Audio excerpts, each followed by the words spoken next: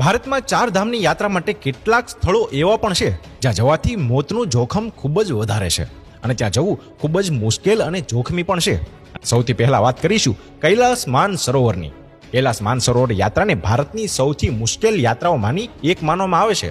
આ યાત્રા તિબેટમાં કૈલાસ પર્વત અને માનસરોવર તળાવ સુધી જાય છે, જેની ઊંચાઈ દરિયાની સપાટીથી 4560 મીટર છે અને અહીં પહોંચવા માટે ચીનમાંથી પસાર થવું પડે છે. તે અત્યંત મુશ્કેલ અને જોખમી પણ છે. અહીં એવું પણ માનવામાં આવે છે કે આ યાત્રા પર ફક્ત તે જ લોકો જઈ શકે છે જેમને ભગવાન મહાદેવ સ્વયં બોલાવે છે. આ યાત્રા પૂર્ણ કરવામાં લગભગ 28 થી 30 દિવસનો સમય લાગે છે.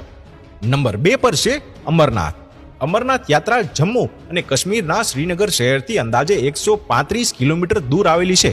આ યાત્રા દરિયાની સપાટીથી 13060 ફૂટની ઊંચાઈ આવેલી છે. અહીંનું વાતાવરણ ખૂબ જ મુશ્કેલ અને જોખમ ભરેલું છે, જેના લીધે યાત્રા દરમિયાન પોતાના જીવ ઉપર